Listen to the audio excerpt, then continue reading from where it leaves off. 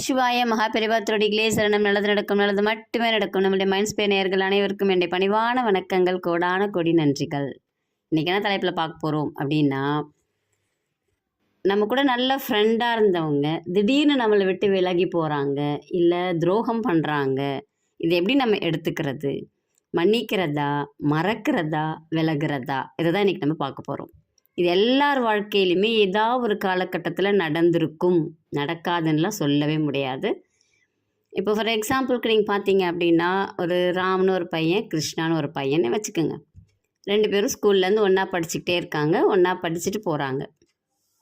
திடீர்னு காலேஜ்லேயும் அவங்க 2 பேரும் ஒன்றாவே போகிறாங்க. ஆனால் அங்கே வேறு ஒரு பையனோ பொண்ணோ என்ன பண்ணுறாங்க அப்படின்னாக்கா, இப்போ கிருஷ்ணா கிட்ட வந்து ரொம்ப க்ளோஸாக இருக்காங்க. ராம் கிட்ட இருந்து கிருஷ்ணா வந்து கொஞ்சம் விலகிற மாதிரி இருக்குது அப்படின்னு வச்சுக்கோங்க. அவர் விலகலைன்னா கூட இருக்கட்டும், ஆனால் ராம் கூட ஸ்பெண்ட் பண்ணுற டைமோ, ராம் கூட பேசுகிறதோ, ராம்க்கு கொடுக்குற இம்பார்ட்டன்ஸோ குறைய ஆரம்பிக்குது. அந்த குறையிறது வந்து ராம்க்கு என்னவா தோணும் அப்படின்னா, நம்ம அவனுடைய வாழ்க்கையில் முக்கியம் இல்லைன்னு அவன் நினச்சிட்டான் அப்படின்னு ராம் யோசிக்க ஆரம்பிச்சிருவான். ஆனால் கிருஷ்ணாவுக்கு அது தோணாது. ஏன்னா இப்போ கிருஷ்ணாவுக்கு நடுவில் வேறு சிவான்னு ஒரு ஃப்ரெண்டு வராருன்னே வச்சுக்கோங்க. இப்போ சிவாவும் கிருஷ்ணாவும் ரொம்ப க்ளோஸ் ஆகிடுறாங்கன்னா 2 பேருக்குள்ளேயும் பெனிஃபிட் என்ஜாய் பண்ணிக்க ஆரம்பிச்சிருவார் கிருஷ்ணா.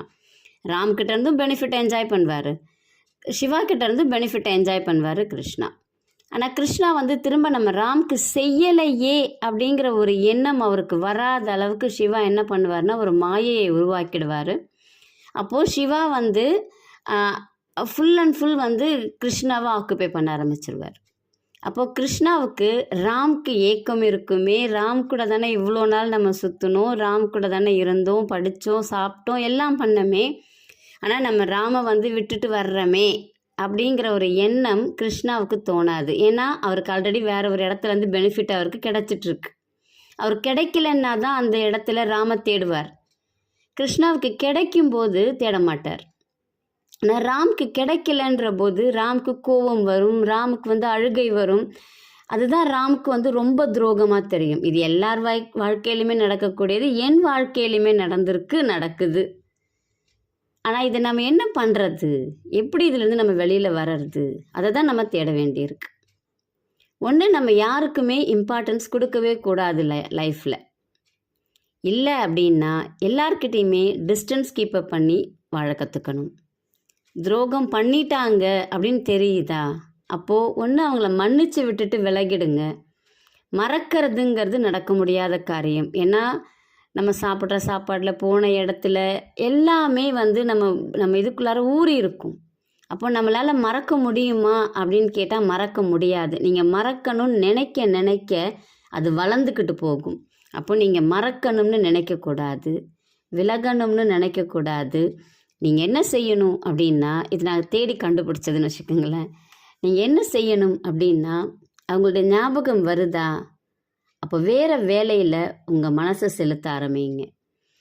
உங்களுடைய வேலை வலுவை வந்து நீங்களாம் அதிகப்படுத்திக்கணும். உங்களுக்கு இதெல்லாம் செய்ய வேணும், இதெல்லாம் செய்யணும், இவ்வளோ இம்பார்ட்டன்ஸ் இருக்குது எனக்கு அப்படின்னு நீங்கள் உங்கள் வேலையில் நீங்கள் உங்களை அதிகப்படுத்திக்க ஆரம்பிக்க ஒரு நாள் கிருஷ்ணாவுக்கு தோணும், ஐயோ நம்ம ராமை விட்டு ரொம்ப விலகி வந்துட்டோம், ஐயோ ராம் நமக்கு இவ்வளோ செஞ்சுருக்கான், ஆனால் நம்ம ராமை ஏன் இப்படி விட்டோம் நடுவில், எப்படி நம்மளால் இப்படி இருக்க முடிஞ்சிச்சு அப்படிங்கிறது உங்களால் ஏதாவது ஒன்று கிடைக்க வேண்டிய நேரத்தில் கிடைக்காத பொழுது தான் கிருஷ்ணாவுக்கு அது புரியும்.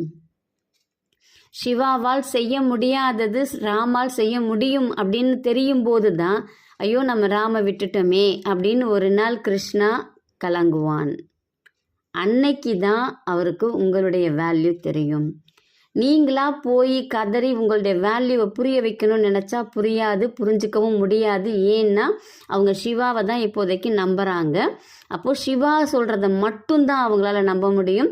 ஈவன் சிவா வந்து உங்களை நக்கல் அடிக்கணும்னு கூட செய்யலாம், ஆனால் அது கூட கிருஷ்ணாவுக்கு ஏறாது. ஏன்னா அவங்களுக்கு சிவா மேலே இப்போது அட்ராக்ஷன் அதிகம். நீங்கள் அதை தான் புரிஞ்சுக்கணும். அது ஃப்ரெண்ட்ஷிப்குள்ளேயா இருக்கட்டும், இல்லை ஃபேமிலிக்குள்ளேயா இருக்கட்டும். அம்மாவுக்கு பையனை பிடிக்குது, அப்பாவுக்கு பொண்ணை பிடிக்குது, இல்லை இவங்களுக்கு என்ன பிடிக்கல, அவங்களுக்கு ஒன்றை பிடிக்கல, இது எல்லா விஷயத்துலையுமே நடக்கும். ஒன்று நம்ம நேராக பேசி கேட்டுறணும், இல்லையா விலகிடணும். இது 2 மட்டும்தான் சொல்யூஷன். விலகணும்லாம் நீங்கள் மனசுக்குள்ளே போடக்கூடாது. உங்கள் வேலையில் நீங்கள் கவனத்தை செலுத்த ஆரம்பிக்கணும். 100% எஃபர்ட் போடுற இடத்துல 200% உங்களுடைய எஃபர்ட் போட்டு நீங்கள் உங்கள் வேலையில் கவனத்தை செலுத்த ஆரம்பிச்சிங்க அப்படின்னா கிருஷ்ணாவுக்கு உங்களால் புரிய வைக்க முடியும். ஒரு நாள் கிருஷ்ணா செய்தது தப்பு அப்படிங்கிறது உங்களுக்கு புரியும்.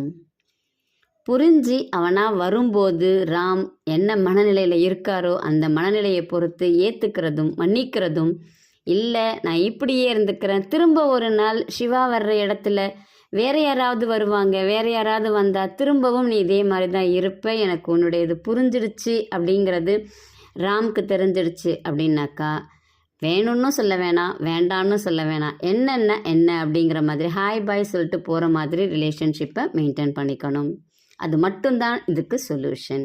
அப்போ தான் நம்மளுடைய வாழ்க்கையும் பீஸ்ஃபுல்லாக இருக்கும், நம்மளுடைய வாழ்க்கை நிம்மதியாக இருக்கும். கொஞ்சம் கஷ்டம்தான், ஆனால் ட்ரை பண்ணி பாருங்கள், நல்லதே நடக்கும், நல்லது மட்டுமே நடக்கும்.